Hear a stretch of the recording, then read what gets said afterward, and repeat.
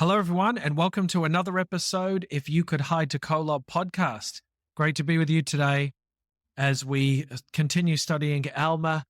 Clive, we're doing 53 to 63 today. Yeah, that's right. Yeah, quite a big gap there. So, was it last week we did 9 chapters? Now we got 10. And there's a lot to go over as well. So, obviously the brethren have done it for a reason, but there's a lot to go through, a lot to talk about. I was hoping maybe in today's episode, you might just give us, kind of where we're up to. We're talking about the war chapters at the moment, but before that, you've got the quote. So you start off with a quote, and I think just help us understand where we're up to and what's been happening. Well, for the quote today, I'd like to go back to last week's episode, a particular verse that we didn't get to, and it's Alma chapter 48, verse 17. And this is Mormon writing what he thinks about Moroni. Says, "Yea, verily, verily, I say unto you, if all men had been and were and ever would be like unto Moroni, behold, the very powers of hell would have been shaken forever. Yea, the devil would never have power over the hearts of the children of men." So it just shows you, what Mormon really thought of Moroni. And, Right. so much so that he called his son Moroni. So, all right. So, yeah, we didn't quite get to finish this whole story of what happened last week. So I'll just give you a brief run through. So we're talking about Amalickiah here. He took over the Lamanite army. And now we've got to a point where he's teaching the Lamanites how to go to war. So he starts giving them better clothing to go out to war, thicker clothing that they were wearing. Still not armor, but better. So when they go to war, they're more prepared. And he's learnt that off Moroni's battles, right? Well, yeah, because he was a Nephite beforehand. So he knows that. So, in fact, he's so bitter against the Nephites, he even basically swears an oath that says that he would drink Moroni's blood. So, not a great guy. So, but back to Moroni. So Moroni, he keeps organizing these people, keeps organizing places. He starts building walls around the cities to protect them. Things that have never been done before. He builds a city called Nephia in between the city of Moroni and the city of Aaron to connect those two together. So are they far apart, those two cities? Well, see, the city of Aaron is at the northern point of the River Sidon. It's at the most northern point, where the city of Moroni is out east, on the borders of the sea. So Nephia, you would say, is closer, is certainly closer to Moroni, but it's not as far close to the ocean. So yeah, I guess it's probably the last city before they head into any kind of wilderness before they reach the city of Aaron. Right, okay. So he's built this city to sort of connect these two places together. There's a lot going on. There's a lot of wars happening. But he says, or it's said in chapter 50, that never was a happier time among the people of Nephi since the days of Nephi than in the days of Moroni. So, yeah, so even with all of this happening to us, there's a lot of battles, a lot of things going on, but these people were still happy. Moroni had organized, fortresses, he'd organized walls, he'd organized armies well enough to protect the people that they could be a happy people, that they didn't have to be constantly fearing. Where, I read this and I think, oh, what a horrible time for everyone. But obviously that's not the case. So a few years pass and there's start to be infighting among the Nephites. Some people want to separate the land of Lehi and make it their own. The land of Lehi, the city of Lehi and the city of Morianton. So they're infighting among themselves, and Moroni needs to start sorting this out. Now, while this is happening, the chief judge, Nephia, dies, and his son, Pahoran, becomes now the chief judge. And it's sort of this takeover that, spurs other people on, like we talked about last time. Every time there's someone new, it starts spurring people to anger. So a bunch of people get together and they decide they want some laws changed, but Pahoran doesn't want that. He wants to keep the laws the way things were. So then there's riots. People start to fight. And again, Nephites against Nephites, there's all this infighting. In the meantime, the Lamanites come to attack the Nephites, and they're obviously not really ready because there's all this infighting. And now there's another character that comes about named Tiankum. Now Tiankum took his army and he fought with the Lamanites. I'm not going to get into all the details because I just want to skip through a bit, but there's a bit of fighting. And while Amalickiah, so we're back to Amalickiah, while he slept in his tent, Tiankum came and stabbed him in the heart while he was asleep. And this made all the other Lamanites, when they woke up, fear. So they ran away, and that was sort of the end of that battle. And now Amaron, who was Amalickiah's brother, he takes over. Now he's king. Now they go back to war with the Nephites, but now Tiankum and Moroni, they're fighting together. And the last thing that happens is where we'll pick up now, is they battle this army of the Lamanites who surrender and are taken as prisoner. So that's where we're at now, this prisoner part. That brings us into chapter 53. Excellent. Okay, well, great. I'll start us off with chapter 3, verse 1. And it came to pass that they did set guards over the prisoners of the Lamanites, and did compel them to go forth and bury their dead. Yea, and also the dead of the Nephites who were slain, and Moroni placed men over them to guard them while they should perform their labors.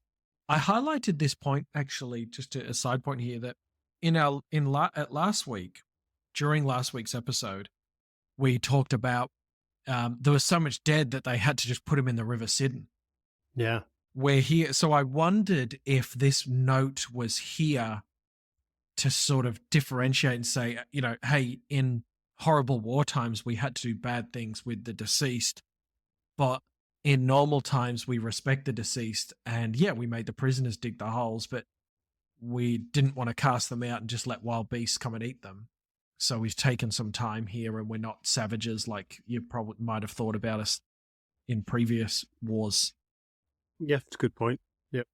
So if we go down, this is actually, I didn't know that was your quote, but I've got that highlighted actually. So in verse 2, halfway down, it says, "Now behold, this Lehi was a man who had been with Moroni in the more part of all his battles." And it talks about Moroni here, and he was a man like unto Moroni, and they rejoiced in each other's safety. So this guy Lehi was best friends with Moroni, and it refers to chapter 48, verse 17, which was your quote. And I've just wrote here that this partnership, certainly Moroni and his friend Lehi, must have been the stuff of legends. If so many years later, this is the commentary that was written about them, they must have just been known, and it must have just been remember that great warrior we had, Moroni. He saved us. What an absolute champion.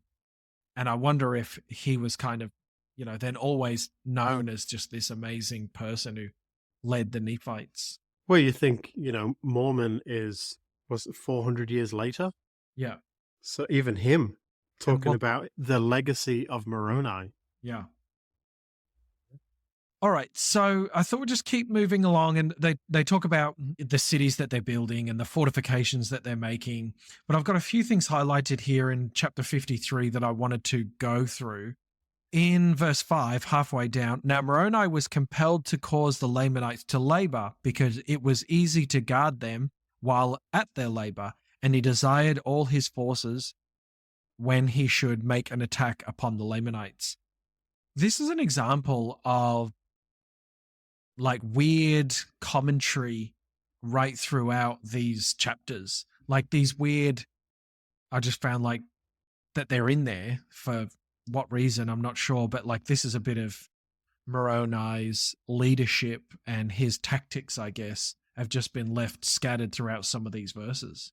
You mean like when he just says it was easier to guard them while they're laboring, like that sort of commentary? Yeah. Yeah, there is bits and pieces like that throughout, and you when you're reading it, it's easy to imagine. Like a book, you're reading it and you go, okay, well, I imagine this and I imagine that. But when because you read the Book of Mormon at different times with different thoughts, and sometimes you look at it and you go, oh, okay, that's interesting part to throw in there by Moroni, because there's so much that he decided he couldn't put in, for whatever reason. There's so much in the sealed portion. And then there's so much like these little bits and pieces that you go, oh, okay, it's thrown in there. But, everything's got a purpose. Yeah. What I found when I was looking for a quote, there's so many references to these war chapters that go, this part of the war can refer to the war inside of us, and this part can refer to Right. this, could also mean this part. So I really feel like, even though it seems like bits and pieces are thrown in there like this, it's a way, maybe it's for our benefit, so it can be used as an example of this can be for our benefit because, they labored. It was easy to watch over them when they labored, as it is with the Keep gospel for keep you yourself to. busy. Yeah, exactly. Stuff Yeah. like that. Okay, so verse 7, and it came to pass that he did no more attempt a battle with the Lamanites in that year, but he did employ his men in preparing for war, yea, and in making fortifications to guard against the Lamanites, yea, and also delivering their women and their children from famine and afflictions and providing food for their armies. So he was very conscious of keeping people fed, and this might have been a bit taxing that he's keeping the enemy well fed. But we see shortly in the next chapter that we do this kind of prisoner exchange, which certainly would have helped if that went well, which it kind of didn't at the start. I'll just keep going through, Clive. I've got like a whole bunch of really scattered things highlighted in my scriptures that I wanted to raise. In verse 10, and now behold, I have somewhat to say concerning the people of Ammon, who in the beginning were Lamanites, but by Ammon and his brethren, or rather by the power and word of God, they had been converted unto the Lord, and they had been brought down into the land of Zarahemla, and had ever since been protected by the Nephites. And because of their oath, they had been kept from taking up arms against their brethren, for they had taken an oath that they never would shed blood any more. So, of course, those listening, this is the build up here to the Stripling Warriors. This is the first we get as we start verse 16 is really when we hook into that a little bit more. But for this cause were they brought down into the land of Zarahemla, and they had been protected by the Nephites. And so it talks about here in these next few verses, Clive 13, 14, and 15, that the people of Ammon, who remember were the anti-Nephi Lehis living in Jershon. So this tells us here that they came down from Jershon, they came to live in Zarahemla, and that was because they'd committed that they wouldn't go to any more wars. So they came to Zarahemla so that they could be protected as a people. I find this bit interesting that they'd committed an oath, but they're actually tempted to break their oath and help the Nephites, help Moroni's cause. Because it tells us in verse 13, but it came to pass that when they saw the danger, so this is the people of Ammon, the anti-Nephi Lehis who had swore the oath, when they saw the danger and the many afflictions and tribulations which the Nephites bore for them, they were moved with compassion and were desirous to take up arms in the defense of their country. And then it goes into 14, but behold, as they were about to take their weapons of war, they were overpowered by the persuasions of Helaman. Helaman has now taken over his father, Alma the Younger. Helaman is now the chief priest, I guess. He's the spiritual leader of the land. So he was overpowered by the persuasion of Helaman and his brethren, for they were about to break the oath which they had made. And Helaman feared lest they so doing, they should lose their souls. And I found that just so interesting. Therefore, all those who had entered into this covenant were compelled to behold their brethren wade through their afflictions in their dangerous circumstances at that time.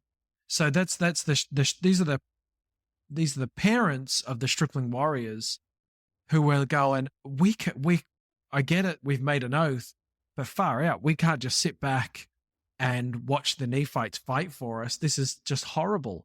And so I can imagine that they kind of sneakily run around, grab some swords, grab some armor, and then Helaman meets them there and says, what are you guys doing? Like, you've sworn an oath. It doesn't matter how bad you feel. You can't break this oath. It's just the end for you. Well, I mean, yeah, they have had the Nephites take care of them. After everything they've done, they've sworn this oath they'd never go to fight. The Nephites have been taking care of them. And it's got to be such a hard situation for them to be in to go, I can't just watch this happen. I can't just watch these people that have taken such great care of us die because we've decided we don't want to fight anymore. Like, it must just be just heartbreaking for them to go, that's it. We've just got to do. We've just got to fight for these people because, you know, they they decided to take this oath because of the horrible things that they realized that they had done, and they loved the Lord so much that they're willing to lay down. But then there's a difference between laying down and taking whatever wrath comes to you and watching your friends and your family and everyone that's taking care of you die. So for them to go, I really need to make a decision now. It must have been so hard. And then for Helaman to step in and go, well, no, you've made this oath. You need to stick with it. And we will protect you no matter what. So he's decided, well, it doesn't matter. I'm here for you. And so I'm going to do this thing for you. And so that's the difference there between somebody just changing their mind and people actually caring for one another. Yeah, it's a big point, and that's where we get the Stripling Warriors from. So now 16 all the way through to 22 is the Stripling Warriors being assembled. It's them talking about their sons. There's 2,000 of them, and it's in verse 22 of chapter 53 that they named. And now it came to pass that Helaman did march at the head of his 2,000 stripling soldiers to the support of the people in the borders of the land on the south by the West Sea. And thus ended the 28th year of the reign of the judges. Now, before we go into chapter 54, this is kind of where the storyline now, we're almost in a cutscene, or 53 is almost a cutscene of Moroni's life. Like it cuts into Helaman and the Stripling Warrior story, but our main timeline is the story of Moroni. So now we're going back we're catching back up with Moroni. And sometimes these chapters can get quite confusing. We were just talking about Helaman, now we're talking about Moroni. We'll talk about Helaman again. It's sometimes hard to just kind of keep track of where we're up to. But I guess the way I'm reading this is Moroni's the main timeline, and then this story of Helaman and the Stripling Warriors is kind of added in. Yeah, I guess because, every time this happens, they all come together at the end. So I guess it's, Mormon going, all right, well, I add this in here because it's all going to make sense in a minute. I just found something. I was looking for something the other day about the Stripling Warriors because I was always wondering how young they were. Right. And I found this from John A. I'm not even going to try and pronounce their last name. I found this from, it's called I Have a Question. And credit to the author. That's right. To Ventinus. Maybe I'll put that in a minute. These Stripling Warriors, it seems, could have ranged in age from approximately 20, going by the Mosaic rule, to approximately 22. Those who could have been around age 7 when the oath was taken in the 26th year of the reign of the judges. So these young men have always been around since the oath was taken that their parents wouldn't go to war. But they were too young to take that oath, so they never took it. And they've seen, growing up, everything that's happened. So it's not like they've gone, oh yeah, I heard about this thing that happened, before I was around. They've always seen it, and they step up. So I think it's really good. It's more than just, let's go fight. It's, I've seen this injustice, and I want to fight for my family. Yeah, right. All right, chapter 54. These next couple chapters, letters. They're letters between Ammoron and Moroni. And the basis of these are letters. They call them epistles. We'll call them letters. Keep it nice and simple. The basis of these letters is the prisoners of war, the POWs that each of the camps have got. In the camp of the Nephites is a whole bunch of Lamanite men. In the camp of the Lamanites, their prisoners of war are men and the man's wife and the man and wife's children. So in the two different camps, there's a different group of people. And so we see that play out now in the letter. But it's interesting because it's actually the Lamanites who first reach out to the Nephites and say, hey, what about a prisoner exchange program? Which we don't know the full story, I guess, but that's certainly how it is here. Ammoron reaches out. I'll just read a bit out and then I'll give a couple of thoughts. Ammoron sent unto Moroni, desiring that he would exchange prisoners. This is verse 2 now. And it came to pass that Moroni felt to rejoice exceedingly at this request, for he desired the provisions which were imparted for the support of the Lamanite prisoners, for the support of his own people. And he also desired his own people for the strengthening of his army. So Ammoron reaches out the supposedly kindness of his heart and says, hey, let's do a prisoner exchange. You can have these men, I'll have my men, and we'll crack on. And I get the feeling that perhaps Ammoron's doing this not because he feels duty to the people, but maybe the numbers of the Lamanite army are starting to lack. So he's sitting there with his generals going, hey, we need more people. Hey, Moroni's got people. Let's see if we can get him to swap. So Moroni's stoked. Is so happy because he's saying, well, I'm sick of feeding these prisoners. I wish I could feed my own men. What am I sitting here? Our people are slaving away to feed the Lamanites. That's just rubbish. We're at war. I don't want to feed the Lamanites. I want to feed my own people. So he's pretty happy. But he makes note here that now the Lamanites, this is in verse 3, now the Lamanites had taken many women and children, and there was not a woman nor a child among the prisoners of Moroni, or the prisoners whom Moroni had taken.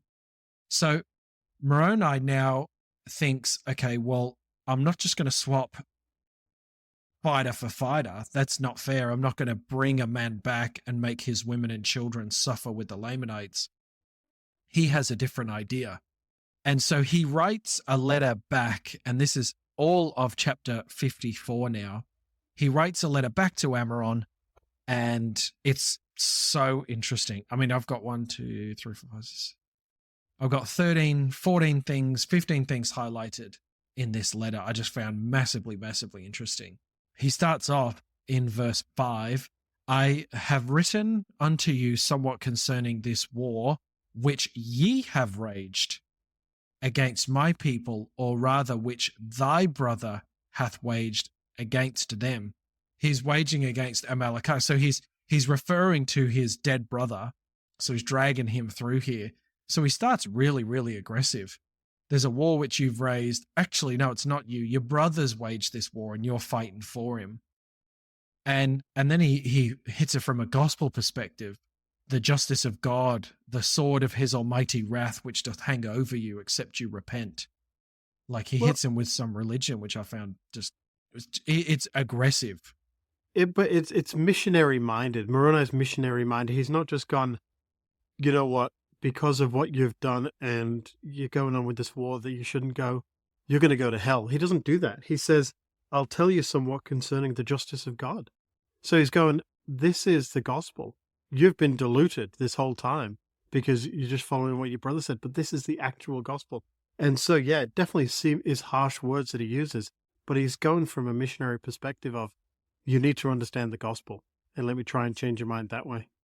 But then he says in verse 7, yea, I would tell you these things if you were capable of hearkening unto them.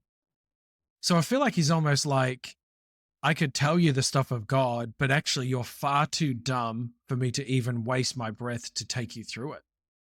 But he still says it though. So it's like I guess it's like a strategy way of doing it. Instead of going, this is a doctrine you need to understand, he's going, well, if you understood hell, you'd know that you'd be going there because this. And then he does talk about gospel things, but he does it in a way that instead of Ammoron going, you know what, I'm not going to read this, and scrunches it up, he's reading it to understand. Well, why? You can't talk to me like, what do you think? I understand all this, you know? Yeah. So it's very clever the way he does it. I love and then he says, yeah, I would tell you concerning that awful hell that awaits to receive such murderers as thou and thy brother have been, except ye repent and withdraw your murderous purposes and return with your armies to your own land. Like you could read that and you just feel like you're getting whacked every line. But as ye have once rejected, this is verse 8, but as ye have once rejected these things and have fought against the people of the Lord, even so I may expect you will do it again. So not only are you too dumb to understand these things, you're going to go to hell unless you repent, but I've already taken you through this, and I'm expecting that you're going to reject it anyway. And then he really, really dials up the heat here. Verse 9, and now behold, we are prepared to receive you, yea, and except you withdraw your purposes, behold, yea, ye will pull down the wrath of God, whom ye have rejected, upon you, even to your utter destruction. And now this is the interesting part. But as the Lord liveth, our army shall come upon you, except you withdraw, and ye shall soon be visited with death. For we will retain our cities and our land, and we will maintain our religion and the cause of our God. I love here how he swears an oath in the letter. But as the Lord liveth, our armies shall come upon you, except you withdraw, and ye shall soon be visited with death. Like he's swearing to him, you will die. We as the Lord lives, which I believe he does, you are going to die. Thoughts? Oh, it just incredible. But then the next part, again, it's just like, but you're an idiot. Like, yeah. But behold, it supposes me that I talk to you concerning these things in vain, or it supposes me thou art a child of hell. Like, that's like, yeah.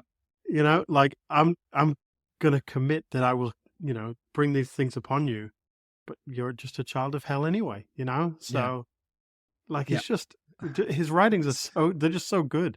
Yeah. And Amaron, I'm sure he's reading this, just getting angry and angry, but not putting it down. Yeah. I can imagine it gets delivered by a servant somewhere. Yeah. I can't remember. And I can imagine him walking up to Amaron just going, oh, I don't want to give this guy this letter. Don't read this in front of me. I can imagine he's delivering it to Amaron, and he goes to give it to him, and he's like, and he's sweating, and he goes to walk out of the room, and Amaron's like, just hang on. Just wait there. Just wait there. I'm just going to read this letter and then I'll give you another one back. And he's like, oh, no, please don't read this while I'm here because you're just going to have my head. Yeah. So he goes in and now he tells him in verse 13, which you were just reading, Clive. Therefore, he says, I'm going to close my epistle. I'm going to tell you that I'm not going to exchange prisoners, save at all the conditions that you will deliver up a man and his wife and his children for one prisoner. If this be the case, I will exchange. And then he whacks him again. I'll read verse 12 I'll read verse 12. You read verse 13. Okay. So now he says, and behold, if ye do not do this, I will come against you with my armies. Yea, even I will arm my women and children and will come against you. And I will follow you even into your own land, which is the land of our first inheritance. Yea, and it shall be blood for blood, yea, life for life. And I will give you battle even until you are destroyed from off the face of the earth. Behold, I am in my anger, and also my people. Ye have sought to murder us, and we have only sought to defend ourselves. But behold, if ye seek to destroy us more, we will seek to destroy you. Yea, and we will seek our land, the land of our first inheritance. Yeah, hey, take that. And then, it's not just from Moroni. Yeah. Like, is there a better way to end yours sincerely, Moroni. Yeah. This is just the best way to end anything. I am Moroni. I am a leader of the people of the Nephites. Like, it's just, this is me. Like, come get me. You know who I am. Yeah. This is from me. I'm not going to hide who I am. Yeah. I am the one leading this army. I didn't sign it anonymous. Yeah, that's right. Like, you literally know where I live. Just so bold. But as good as it was, it didn't work. No, it doesn't work at all. It's the way it's all written down there. Like, it's very specific. Like, if he had gone, good idea, let's just do that, things wouldn't have turned out the way they were. So, yeah, even though it didn't really work, it still stirred up things with Amaron. And it's important to note here that Moroni wasn't just saying man for man, and if you give us a man, make sure there's his wife and his children. He doesn't say that at all. That's one part. But the main part is that you've got to remove your cause. You've got to stop doing what you think you should do. Except, he says in verse 9, and except you withdraw your purposes. So it's not just a prisoner exchange program. You got to stop fighting us, and then we'll exchange the prisoners. But he doesn't like that. And Well, he still said, "All right, well, let's exchange the prisoners, but everything else, no, Uh, I'm not doing anything else." You say. It says in 20, "I will grant exchange prisoners according to your request gladly, that I may preserve my food for my men of war, wage a war which shall be eternal." So yes, but I'm still going to go to war with you. I'll I'm do going to that fight part. you forever. Yeah, I'll reject your God. I don't believe in that sort of thing. And his conclusion is just, I mean, it's obvious that he doesn't know, he doesn't understand, because he signs his, "I am Amaron, and a descendant of Zoram, who your fathers pressed and brought out of Jerusalem." Like Yeah. that's just not what happened. That Yeah. doesn't feel as strong as the way that Moroni ends his. What about the start of the letter? This is in verse 16. The start of the letter is, "I am the brother of Amalekiah, whom ye have murdered. Behold, I will avenge his blood upon you. Yea, and I will come upon you with my armies, for I do not fear your threatenings." And then he talks about Laman and Lemuel in verse 17. "Your fathers Yeah, did wrong their brethren." Like, calm down, dude. What are you're rolling back the clock 600 years. It's time to move yeah. on. Yeah. It's clear that, he just doesn't understand. And so his anger is solely based on hearsay and Yeah. things that they think they know. And, it's just clear that his intentions are completely the wrong way. And his heart is so closed to anything else that is told to him. And he really doubles down, right? He says in Amaron's letter to Moroni, he says, basically, well, I'm not going to step down. So if you don't step down, I'll end up being your government. So they're both are absolute. They're like rams, in the wild, just butting each other in the head. And at some stage, one's going to win. It's just fantastic language, and from a common observer right through to us, someone who wants to learn more about it. The language in this is just so great. But I mean, going back to Moroni in chapter 55, he's even Yeah. more angry when he gets this letter. Now, came to pass that Moroni had received this epistle. He was more angry because he knew that Amaron had a perfect knowledge of his fraud. Yea, he knew that Amaron knew that it was not a just cause that caused him to wage war against the people of Nephi. Yeah. So He's he a fraud. knows. He calls him Yeah. a fraud. He knows what he's doing is wrong, and so it makes him more angry. You know what you're doing Yeah. isn't the right thing. Yeah. He said, you've got a perfect knowledge of his fraud. That's what he's got a perfect knowledge, just knowing he's absolutely just consciously deciding to do the wrong thing. Moroni now hatches a plan. So he says in verse 2, so we're at chapter 55, like you said, verse 2, "And he said, Behold, I will not exchange prisoners with Amaron, save he will withdraw his purpose." So he doubles down on his reasoning. Unless you're going to, happy to exchange prisoners, but only if you decide to stop this war, and you're not going to. "So, as I've stated in my epistle, for I will not grant unto him that he shall have any more power than what he hath got. So I'm not going to give him the Lamanites back for his army to be stronger, for him to come and try to kill me. I'll keep his prisoners, and guess what? I'm going to hatch a plan to go get my own." That's right. He didn't go, "I'm too angry, and so I'm keeping the Lamanites." Like, he still cares about his people. So, you could read this and you go, "Well, that doesn't seem right, Moroni. Like, just get the women and children out there." But that's not, he knows the Lord's on his side. So he knows, all right, well, I'm going to come up with a better plan. And this plan is actually going to get my people free without making the Lamanite army stronger. And what a great plan. What a great, just amazing plan, for sure. I might just summarize it, given how long we've been talking for. Okay. There's a man inside the Nephite camp named Laman, and Laman is a Lamanite. He's a native Lamanite, so he looks like a Lamanite. And they decide that they're going to dress him up like a Lamanite, send him in, and basically say, I escaped from the Nephite prisons, and I've also stolen a whole bunch of wine. Let's drink and just be super stoked that I've escaped, and essentially let's celebrate. They go and do this, and they fall into a sleep. And this story is from verse 3 all the way to verse 15. So the Lamanites drink, and they drink into a stupor, I think it says. But they drink, and they were merry. And verse 14, it came to pass that they did drink and were merry, and by they were all drunken. So they drink, and then they fall into a deep sleep. And so then what happens is they actually, instead of busting everyone out and escaping, they arm the prisoners, which is this fantastic idea. You know, you would think, of course, oh, hang on, the guards are asleep, break everyone out. But they don't. They, all the prisoners, and they have some, then they hatch this plan of doing some form of uprising within the city.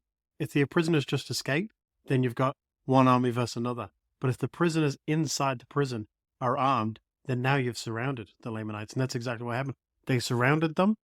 The Lamanites eventually were taken captive.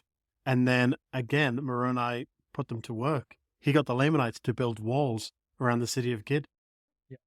So, just an incredible way of doing things. Instead of Moroni just going, all right, let's do this. You'd hate to play chess against him. He's just constantly thinking ahead. And it's funny, right? Because the city of Gid is the opposite ends of the map compared to where the land of their first inheritance is. So the threatenings that Moroni has, this just a side note, the threatenings that Moroni has that will follow you into our first inheritance isn't just we'll come meet you down there and we'll slay you. We're going to wipe out 15 towns on the way of our 3-week march that it's going to take us to get down to the land of Nephi. And we're going to have to wipe out a ton of your cities on the way through. So it's it's just a huge deal of what his threatenings are. It's not just, oh, we're going to come next door and burn your house down. We're going to take out a whole bunch of cities on the way through. I was just thinking, Clive, I wonder if we've got to this point in verse 55, which has been awesome, but we don't have tons of time. Is there anything else that we want to look at? Is there anything else that we want to talk about? Just one specific thing that I'd like to mention, and that's right at the end of this lesson, is chapter 63. There's a man named Hagoth. So in chapter 63, verse 5, and it came to pass that Hagoth, he being an exceedingly curious man, therefore he went forth and built him an exceedingly large ship on the borders of the land Bountiful, by the land Desolation, which is way north, and launched it forth into the West Sea by the narrow neck which led into the land northward. Now, it talks a little bit about him until verse 9, but we don't really hear about him ever again. We don't really know what happened to him. Well, at least we don't until modern day Revelation. Well, it says that they suppose they were drowned, doesn't it? Yeah, that's right. Because they never came back. This man built other ships. So is that him building other ships? And the first ship returned. It's not just him that goes. There's many other people that go with him. But in verse 8, it says, and it came to pass, they were never heard of more, and we suppose that they were drowned in the depths of the sea. And it came to pass that one other ship also did sail forth, and whether she did go, we know not. So they don't all go at the same time. Some, Hagoth goes first. There's other ships that go with him, and then, eventually some more go. Now, there's a lot of times when it's been mentioned, actually, by general authorities or, anyone else like that. So I just want to read this one by Joseph F. Smith. And he says, you brethren and sisters from New Zealand, I want you to know that you are from the people of Hagoth. So, wow. Who said that? That was Joseph F. Smith. Whether Hagoth sailed to New Zealand or the islands round about and then New Zealand was settled, we know that it was by the hand of the Lord that he was able to get to different places. It wouldn't have just ended there and died and that would be the end of it. Obviously, there's more papers out there, more books that we just don't have available to us. But Hagoth did travel, and Joseph F. Smith, being a true prophet of God, he said that the people from New Zealand are from the people of Hagoth. So, obviously, this journey has taken many, many places, but obviously the Book of Mormon is based in the Americas. So, it'll be interesting to know what else happened to them. The only other point, Clive, that I wanted to mention that's super interesting is just to keep an update on who is holding the national treasures, who's holding the sword of Laban, who's holding the Liahona. And in chapter 62, Helaman, the son of Alma, dies, and the national treasures, as we've started calling them, they are with Shiblon, Shiblon, before he dies, he hands over the national treasures to Helaman, the son of Helaman. In chapter 63, verse 11, therefore it became expedient for Shiblon to confer those sacred things before his death upon the son of Helaman, who was called Helaman, being called after the name of his father. So, verse 12 there, it tells us, all those engraven things which were in the possession of Helaman were written and sent forth among the children of men throughout all the land. Verse 13, nevertheless, these things were to be kept sacred and handed down from one generation to another.